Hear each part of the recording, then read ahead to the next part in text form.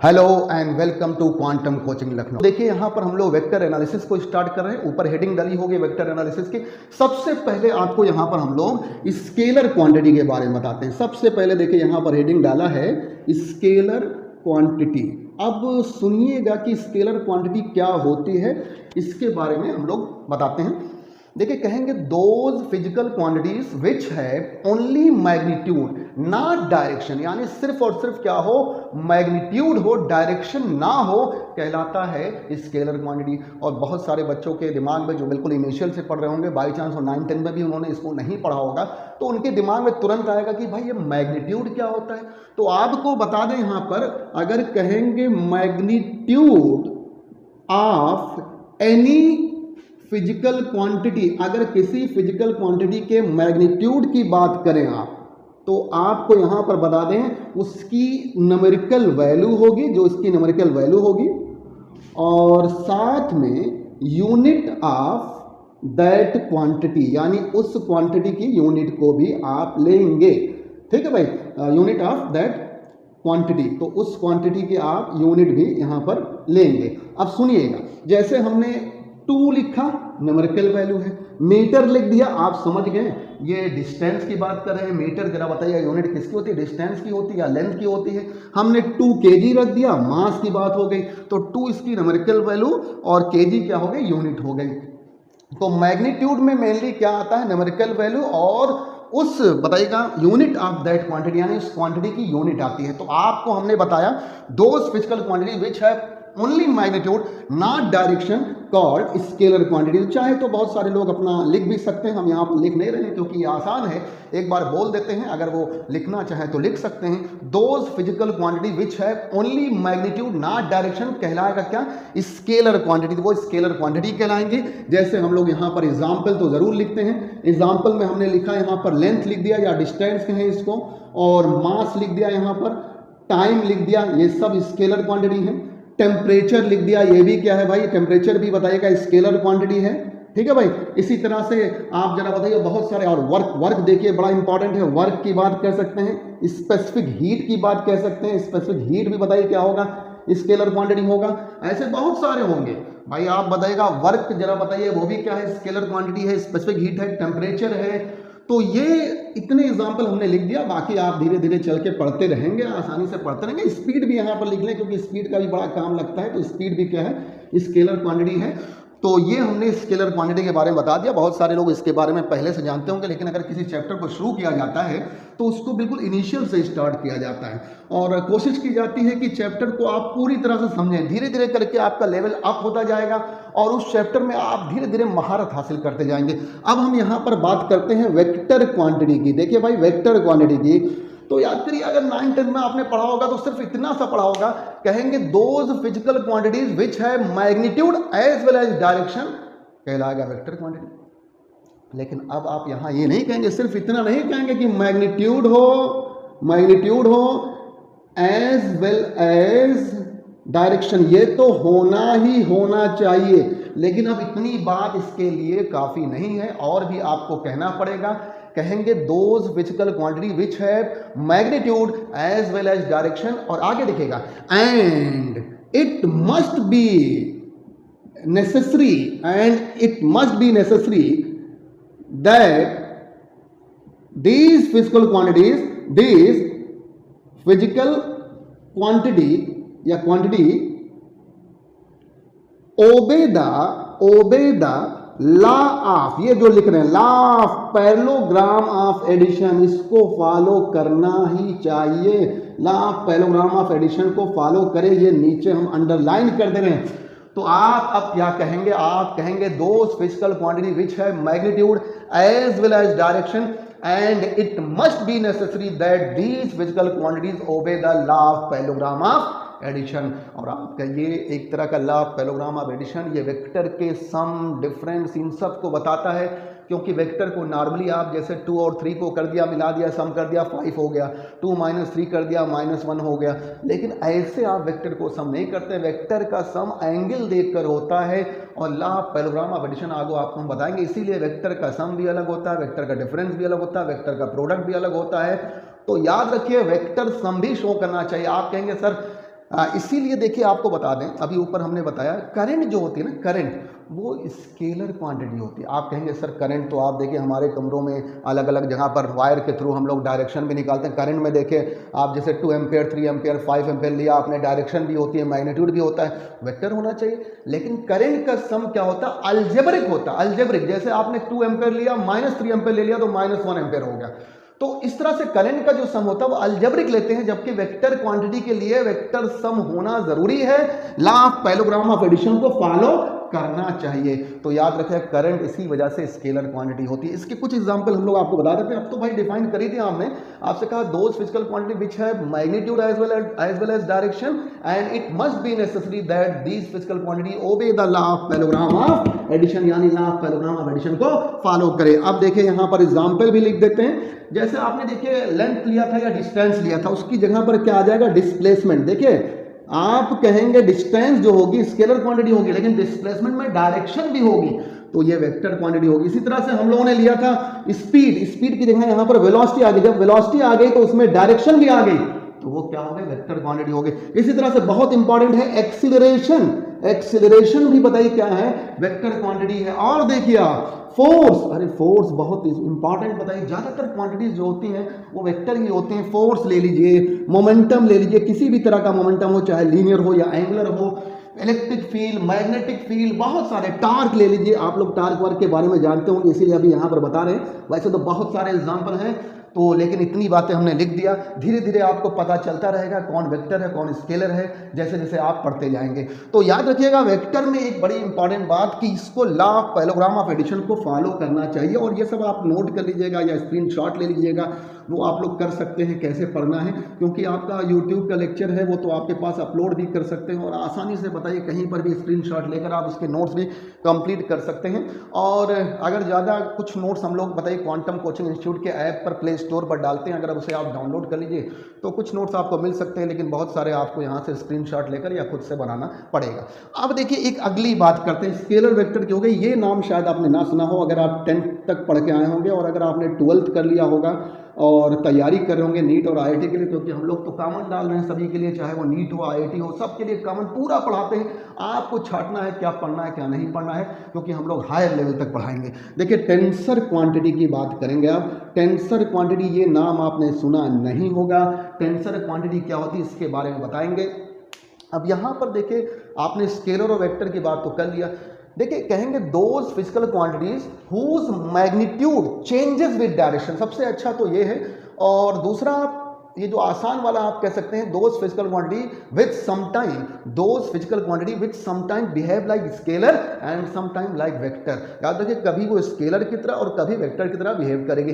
अगर आप लिखना चाहते हैं तो एक बार हम बोल देते हैं, आप सुन लीजिए। कहेंगे those physical quantity which some time behave like scalar and some time like vector, ये कहलाएगी टेंसर क्वांटिटी। मैथ्स में एक टेंसर मैथमेटिक्स आगे जब आप जाएंगे 12th के बाद, बहुत आगे बीएससी एमएससी में पढ़ेंगे आप, तो टेंसर मैथमेटिक्स पढ़ते हैं। और याद रखिएगा ऐसी फिजिकल क्वांटिटी जो कभी कभी स्केलर की तरह और कभी वेक्टर की तरह बिहेव करे, क्या कहलाती है, टेंसर क्वांटिटी कहलाती है। और इसको सबसे अच्छा आप कहेंगे ऐसे डिफाइन कर सकते हैं, कहेंगे दोज फिजिकल क्वांटिटीज, ये बड़ा अच्छा है इसको डिफाइन करने का तरीका। हुज मैग्नीट्यूड बदलेगा, whose magnitude changes with direction, जिसका मैग्नीट्यूड डायरेक्शन के साथ बदलता रहे, ऐसा कुछ हो जाए, इज कॉल्ड टेंसर क्वांटिटी। और पहला वाला भी आप जानेंगे जो कभी कभी स्केलर की तरह और कभी वेक्टर की तरह बिहेव करता है, मतलब दोनों प्रॉपर्टी इसकी हो सकती है। और सबसे हिट जो एग्जाम्पल अगर यहाँ पर है आपका, तो जो हिट एग्जाम्पल है वो एग्जाम्पल हम आपको बता देते हैं। एंगुलर डिस्प्लेसमेंट बड़ा हिट एग्जाम्पल है इसका, एंगुलर डिस्प्लेसमेंट बताएगा क्या है, टेंसर क्वांटिटी है। और भी बड़े हिट एग्जाम्पल है, शायद अभी आप लोग खासतौर से 11th वाले ये आप नहीं जानते होंगे, ये सब आगे चलकर सब पढ़ेंगे। क्योंकि एंगुलर, जैसे बताइए लीनियर डिस्प्लेसमेंट को आप लोग एस या डी से डिनोट करते हैं, वैसे एंगुलर डिस्प्लेसमेंट को आप थीटा से डिनोट करते हैं। यहाँ पर थीटा लेते हैं। अगर किसी एक्सिस के अराउंड आप रोटेट कर रहे हैं या घूम रहे हैं तो बताइएगा वहाँ पर एंगुलर डिस्प्लेसमेंट देखें, जैसे पूरा एक चक्कर लगा लिया तो आपने 360 डिग्री, अगर रेडियन में लिखा तो 2 पाई रेडियन क्लियरली कहा। मोमेंट ऑफ इनर्शिया भी यही है, जैसे बताइए मोमेंट ऑफ इनर्शिया की बात करते हैं, I equal to M R square होता है। मोमेंट ऑफ इनर्शिया आई होता है, आगे चलकर आप पढ़ेंगे जब कहीं पर जैसे आपने डोर खोला, खिड़की खोली या हैंडपंप चलाया तो वहाँ मोमेंट ऑफ इनर्शिया इन्वॉल्व होता है, वो I equal to M R square होता है। आप चलकर रोटेशनल डायनेमिक्स में इसको पढ़ लेंगे, आपको हम पूरा बता देंगे। मोमेंट ऑफ इनर्शिया एक तरह से ट्रांसलेटरी इनर्शिया की जगह पर, मास की जगह पर आता है। और भी बहुत सारे एग्जाम्पल हैं, जैसे आपसे यहाँ पर हम कह दें स्ट्रेस है, स्ट्रेस आपने पढ़ा ही होगा पहले, और नहीं पढ़ा होगा तो आगे 11th में पढ़ लेंगे। रेजिस्टिविटी है, ये तो पढ़ा होगा पक्का इलेक्ट्रिसिटी चैप्टर में 10th में। रेजिस्टिविटी है, कंडक्टिविटी है, कंडक्टिविटी है, ये कंडक्टिविटी और सरफेस एरिया, ये सब भी लेकिन उतनी इंपॉर्टेंट नहीं है जितना इंपॉर्टेंट एंगुलर डिस्प्लेसमेंट और मोमेंट ऑफ इनर्शिया है। तो याद रखिएगा टेंसर क्वांटिटी जिसका मैग्नीट्यूड डायरेक्शन के साथ साथ बदलता रहे, या कभी स्केलर और कभी वेक्टर की तरह बिहेव। अब देखिए यहाँ पर आपको बताते हैं एक छोटी सी बात जो आपके लिए ज़रूरी भी है और जानना भी ज़रूरी है, खासतौर से जो थ्योरेटिकल पेपर देते हैं उनके लिए। तो रिप्रेजेंटेशन ऑफ वेक्टर की अगर बात करें, रिप्रेजेंटेशन ऑफ वेक्टर, तो वेक्टर को एक एरो से डिनोट करते हैं। किससे भाई? एरो से। एरो का जो हेड होता है ना, ये हेड जो आप लेते हैं, ये जब कभी बनाएंगे आप कंस्ट्रक्ट करेंगे तब आपको काम लगेगा। और डायरेक्शन ऑफ वेक्टर को दिखाता है, क्या दिखाता है? डायरेक्शन ऑफ वेक्टर को। तो कंस्ट्रक्शन में इसके काम लगेगा। इसकी जो टेल होती है ना, टेल ये होती स्टार्टिंग पॉइंट को दिखाता है। किसको दिखाता है भाई? स्टार्टिंग पॉइंट, या इसी को कह सकते हैं point of application. Point of application जब आपको बताइएगा ड्रा करना होता है तो उस समय आप इस तरह से करते हैं। हम आपको बताएंगे आगे चलकर कैसे law of triangle of vector होता है, law of parallelogram of vector addition होता है। और इसकी जो लेंथ होती है ना, लेंथ ये जो होता है ये मैग्नीट्यूड को दिखाता है। किसको दिखाता है? मैग्नीट्यूड को, मैग्नीट्यूड को दिखाता है। ठीक है। अब जैसे कहीं पर आपको बस डिनोट करना सिखा दें, अगर ए लिखा हुआ है, मान लीजिए इस पर कोई एरो नहीं लगा हो तो ये स्केलर ए है, और इस पर एरो लगा दिया तो अब ये क्या हो गया? वेक्टर ए हो गया। अच्छा, बनाना एक अलग चीज़ है, वो बनाना आपको हम सिखाएंगे। तो स्केलर और वेक्टर याद रखिए, जो वेक्टर क्वांटिटी होती है उनको जब वेक्टर फॉर्म में दिखाना होता है तो उस पर क्या करते हैं? एरो लगा देते हैं। तो सम डेफिनेशन अबाउट वेक्टर में हम लोग देखते हैं, देखिएगा सम डेफिनेशन अबाउट वेक्टर, यानी कुछ टर्म आपको जानना पड़ेगा वेक्टर में जो कि आपको पता होना चाहिए। सबसे पहला यहाँ पर हम लोग आइडेंटिकल वेक्टर देखते हैं। आइडेंटिकल वेक्टर, अब ये बताइए आइडेंटिकल वेक्टर नाम से ही लग रहा है, आइडेंटिकल क्या होता है आपको पता होगा।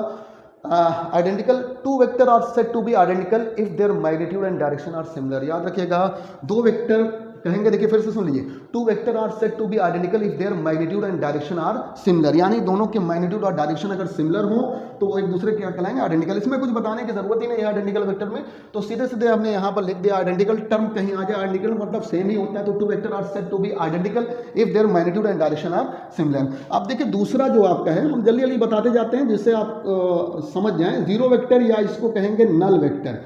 नल वेक्टर, तो जीरो वेक्टर या नल वेक्टर आपको कहेंगे, आपको याद रखिए इतना बस खाली कहना होगा, the vector having unit magnitude, जिसका मैग्नीट्यूड क्या हो जाए? 1 हो जाए। यूनिट भाई वो तो यूनिट वेक्टर होगा, यहाँ पर द वेक्टर हैविंग क्या कहेंगे? गलत बोल दिया था हमने, द वेक्टर, क्योंकि हमारे दिमाग में यूनिट वेक्टर चल रहा है जबकि यहाँ पर हम जीरो वेक्टर पढ़ा रहे हैं। तो सुनिएगा क्या कहेंगे, द वेक्टर हैविंग, यूनिट नहीं कहेंगे यहाँ पर क्योंकि zero vector, the vector having zero magnitude, इतना ज़्यादा इंपॉर्टेंट नहीं होता, इसलिए यूनिट वेक्टर का नाम हमारे दिमाग में चला तो हमने बोल दिया था। The vector having zero magnitude is called, क्या कहेंगे इसको? जीरो वेक्टर या नल वेक्टर कहेंगे। तो यूनिट ना कहिएगा भाई, यूनिट वाला यूनिट वेक्टर अभी आगे पढ़ाएंगे, उसको हम हमारे दिमाग में चला था वो हमने बोल दिया था गलती से।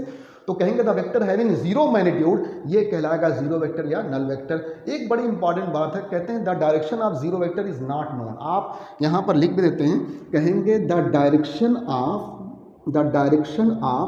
Zero vector is not known. क्यों? Since it's starting and and point are same, क्योंकि इसका स्टार्टिंग और एंड पॉइंट क्या होगा? सेम होगा। जैसे एक सर्किल बना दिया तो पता कहाँ चलेगा हमने कहाँ से स्टार्ट किया। अब जैसे मान लीजिए हमने यहाँ पर ए लिखा वेक्टर और यहाँ पर प्लस माइनस ए कर दिया, अब ये बताइए क्या आ गया? जीरो वेक्टर आ गया। तो याद रखिए जीरो वेक्टर की डायरेक्शन आप नहीं निकाल सकते क्योंकि इसका स्टार्टिंग और एंड पॉइंट क्या होता है? सेम होता है। अगली बात हम लोग करते हैं, एक और इंपॉर्टेंट है, कोलीनियर वेक्टर। अब कोलीनियर नाम से ही पता चल रहा है, कोलीनियर मतलब सेम लाइन में होंगे। तो कहेंगे if two vector are acting along same straight line, लिख देते हैं यहां पर, if two vector acting along same straight line, same straight line लिख देते हैं जिससे आप पढ़ लें, same straight line, then they are called, बस यही कोलिनियर वेक्टर, कोलिनियर वेक्टर कहलाएंगे। तो अब एक बड़ी इंपॉर्टेंट बात है, कोलिनियर वेक्टर या तो पैरेलल होंगे या एंटी पैरेलल होंगे। पैरेलल अगर होते हैं, जैसे मान लीजिए वेक्टर ए ले लिया हमने और वेक्टर बी ले लिया, दोनों पैरेलल, तो थीटा क्या आ जाएगा 0। अगर एंटी पैरेलल होंगे तो ए ले लिया और यहां पर बी ले लिया, तो थीटा क्या आएगा 180 होगा। इसका मतलब याद रखिएगा, कोलिनियर वेक्टर के बीच एंगल या तो 0 डिग्री होगा या 180 डिग्री होगा। बड़ी इंपॉर्टेंट बात है। और भी बहुत सारे होते हैं, एक नाम हम लेते हैं कोप्लेनर वेक्टर। कोप्लेनर वेक्टर में सेम प्लेन होते हैं, सेम प्लेन में होगा तो कोप्लेनर वेक्टर होगा। कोप्लेनर का मतलब ये, इसको लिखाने की क्या बात है। एक और टर्म है इक्वल वेक्टर। अगर किसी भी वेक्टर का मैग्नीट्यूड और डायरेक्शन दोनों सेम हो तो वो इक्वल वेक्टर होगा। अपोजिट वेक्टर, मतलब अपोजिट वेक्टर की बात करेंगे, मैग्नीट्यूड तो सेम हो लेकिन डायरेक्शन क्या हो, अपोजिट हो, तो क्या हो जाएगा, अपोजिट वेक्टर हो जाएगा। लेकिन अगला जो हम बताने जा रहे हैं, यहीं से आपका वेक्टर समझ लिए स्टार्ट होगा और वो है यूनिट वेक्टर। तो यूनिट वेक्टर हम आपको बता देते हैं जल्दी से, और फिर आपको यह टॉपिक हम लोग आज का लेक्चर हम लोग खत्म करेंगे। यूनिट वेक्टर देखिए क्या होता है। यूनिट वेक्टर ये बहुत इंपॉर्टेंट है, सम डेफिनेशन अबाउट वेक्टर में। असली वेक्टर यहीं से स्टार्ट होता है, यूनिट वेक्टर से। हमने शायद पहले जीरो वेक्टर आपको पढ़ाया था, कहा था the vector having zero magnitude. यहाँ यूनिट मतलब इकाई, तो कहेंगे the vector having unit magnitude is called unit vector. लिख देते हैं इसको, कहेंगे the vector having unit magnitude, याद रखिए जिसका मैग्नीट्यूड 1 हो, इज कॉल्ड यूनिट वेक्टर। क्या कहलाएगा, ये यूनिट वेक्टर कहलाएगा। थोड़ी सी इंक डाल लेते हैं क्योंकि ये कुछ मार्कर सही चल नहीं रहा है, थोड़ा हल्का चल रहा है और आपको नजर आए, तो कहेंगे ऐसा वेक्टर जिसका मैग्नीट्यूड क्या हो, 1 हो, कहलाता है यूनिट वेक्टर। अब सुनिए समझिए जरा, क्योंकि यहीं से मेन शुरू हो रहा है वेक्टर। वेक्टर ए लिया, वेक्टर ए है, एरो लगा हुआ, वेक्टर ए है, हमने माना कोई वेक्टर क्वांटिटी, फोर्स है चाहे जो हो, एक्सेलरेशन है या वेलोसिटी है। तो आप देखिए वेक्टर का हमने यहाँ पर मॉड लगा दिया। मॉडुलस मैथ में पढ़ेंगे आप, याद रखिए। अगर आप किसी के ऊपर बताइए किसी वेक्टर क्वांटिटी का मॉडुलस ले लेते हैं, मॉड ले लेते हैं, तो वो स्केलर में बदल जाता है, यानी मैग्नीट्यूड आता है। चाहे वो ए हो, ए को लेंगे तो ए आ जाएगा, वेक्टर ए लेंगे, माइनस ए लेंगे प्लस आ जाएगा। आज से आप जानते रहिएगा, मॉड का मतलब सीधा सीधा होता है गंगा नहा लिए, सारे पाप भूल गए। जो खोपड़ी पे इनके जो पाप है ना, ये वेक्टर साइन है, ये सब गायब। याद रखिए मॉड से बाहर निकलेगा, माइनस प्लस में, प्लस तो प्लस में रहेगा ही, और वेक्टर से तुरंत उसका मैग्नीट्यूड आ जाएगा। तो इसका मतलब ये हमने उसका मैग्नीट्यूड लिखा तो इसकी डायरेक्शन को दिखाएगा एन कैप, यही है यूनिट वेक्टर। याद रखिए n cap is the unit vector, n cap unit vector है हैविंग डायरेक्शन ऑफ, किसकी डायरेक्शन रखेगा, direction of original vector A, यानी ओरिजिनल वेक्टर ए की डायरेक्शन को दिखाएगा ये। और ये आपको बता दें यही यूनिट वेक्टर है। और यूनिट वेक्टर का कहीं अगर मॉड करना हो तो आपको बता दें, हमने कहा था मॉड के बाहर हमेशा मैग्नीट्यूड निकलता है, तो यूनिट वेक्टर का मैग्नीट्यूड कितना होता है 1। इसका मतलब 1 से मल्टीप्लाई करिए, डिवाइड करिए, कोई इफेक्ट नहीं होगा। यूनिट वेक्टर सिर्फ और सिर्फ डायरेक्शन दिखाने के लिए आता है, इससे मल्टीप्लाई डिवाइड करने पर कोई इफेक्ट नहीं पड़ता। अगर आप इसको डिफाइन करना चाहते हैं एन कैप को इस तरह से, तो आप वेक्टर ए लिख सकते हैं, नीचे मॉड ऑफ ए लिख सकते हैं, इसका मतलब मैग्नीट्यूड। तो इस तरह से भी आप कह सकते हैं आप, if a vector is divided by its own magnitude, अगर किसी वेक्टर को उसके अपने ही मैग्नीट्यूड, जैसे मान लीजिए हमने यहां पर 2 मीटर और डायरेक्शन मान लीजिए हमने नॉर्थ ले लिया होता, या आप आई कैप जे कैप जो भी अभी आगे पढ़ेंगे, और 2 मीटर से डिवाइड कर दिया होता तो नॉर्थ ही तो बचता है यहां पर। तो सिंपली याद रखिएगा एक बात, if a vector is divided by its own magnitude, अगर किसी वेक्टर को उसके खुद के मैग्नीट्यूड से डिवाइड कर दें तो रिजल्ट क्या होगा, यूनिट वेक्टर होगा। ये बात आप याद रखिएगा। और यूनिट वेक्टर का मैग्नीट्यूड यानी मॉड क्या होगा, मॉडुलस क्या होगा, 1 होगा।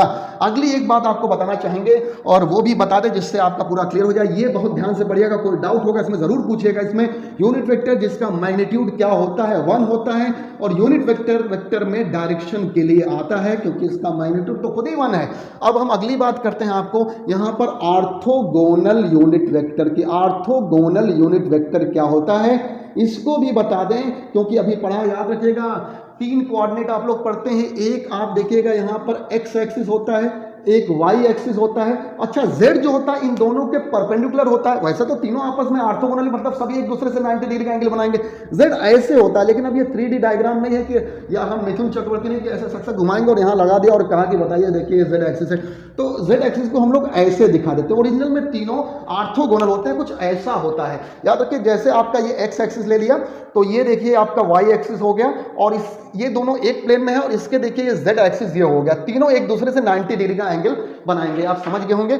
और याद रखिए कहेंगे the unit vector along 3 coordinate axis, याद रखिए एक्स एक्सिस के अलोंग आई कैप, वाई के अलोंग जे कैप और z के लॉन्ग k कैप, यही कहलाएगा ऑर्थोगोनल यूनिट वेक्टर। अगर नेगेटिव x एक्सिस है तो माइनस आई कैप, नेगेटिव y एक्सिस तो माइनस जे कैप, नेगेटिव z एक्सिस है तो माइनस k कैप। तो कहेंगे the unit vector along 3 coordinate axis, लिख देते हैं, कहेंगे द यूनिट वेक्टर, यहीं से मेन है इसलिए सब लिखते चल रहे हैं, अलोंग 3 कोऑर्डिनेट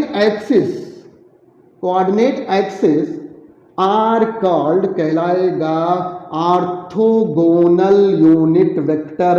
ऑर्थोगोनल इसका नाम इसलिए पड़ा क्योंकि एक दूसरे से परपेंडिकुलर होते हैं सबके सब। याद रखिएगा ऑर्थोगोनल यूनिट, अगर कहीं आई कैप लिखा आप समझ जाएगा एक्स एक्सिस, जैसे मान लिया अभी हमने यूनिट वेक्टर आपको समझाया था 2 मीटर आई कैप होता है, इसका मतलब इसकी डिस्प्लेसमेंट दी हुई है किधर की तरफ, 2 मीटर एक्स एक्सिस की तरफ। और हमने कहा था if a vector is divided by its own magnitude, इसका मैग्नीट्यूड है 2 मीटर, डिवाइड कर दिया, रिजल्ट क्या होगा, यूनिट वेक्टर देखिए आई कैप आ गया, मतलब एक्स एक्सिस की डायरेक्शन है।